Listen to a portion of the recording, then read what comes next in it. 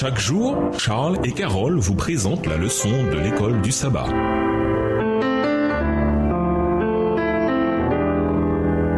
Bienvenue dans notre émission Dieu nous parle. Nous variations de vendredi. Pour aller plus loin, nous vous invitons à lire dans le livre Jésus-Christ le chapitre Dieu avec nous, livre écrit par Ellen G. White. Les psaumes, qui sont à la fois des prières de Christ et sur Christ, nous donnent une révélation unique de sa personne et de son ministère de rédemption, lui qui est Dieu avec nous. Matthieu 1, le verset 23. Jésus est Dieu avec nous. Dans les prières qui expriment le sentiment d'abandon et la souffrance, il est Dieu avec nous. Dans les appels à la justice et à la délivrance, Jésus est Dieu avec nous, car il ne nous abandonne pas à notre situation désespérée, mais il nous montre le chemin de la foi victorieuse. Il est devenu pour nous le prêtre et roi éternel, afin de nous sauver de la ruine éternelle du péché. En Christ, le parfait roi davidique, toutes les promesses solennelles de Dieu en matière de salut trouvent leur accomplissement. 2 Corinthiens 1, le verset 20. Ellen White décrit avec beaucoup de pertinence l'unité de Christ avec l'humanité. Par son humanité, le Christ venait au contact de l'humanité. Par sa divinité, il saisissait le trône de Dieu. En tant que fils de l'homme, il nous a donné un exemple d'obéissance. En tant que fils de Dieu, il nous confère le pouvoir d'obéir. C'est le Christ qui, du milieu du buisson ardent du mont Horeb, disait « Je suis celui qui suis ». C'est ainsi que tu répondras aux Israélites. Celui qui s'appelle « Je suis » m'a envoyé vers vous. Exode 3, verset 14. Tel était le gage de la délivrance d'Israël.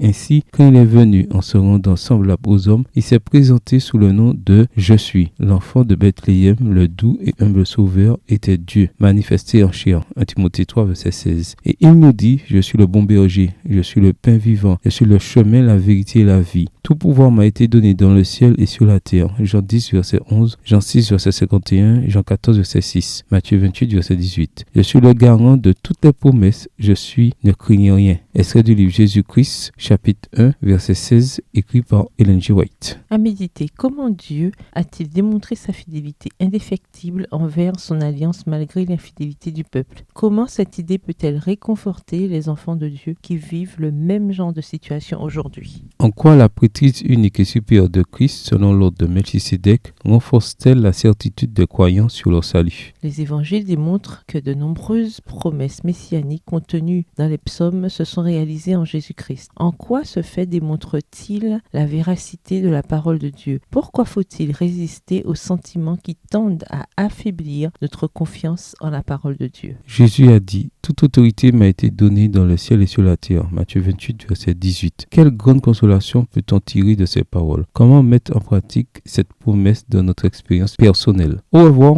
Et à demain si Dieu veut. Dieu nous parle.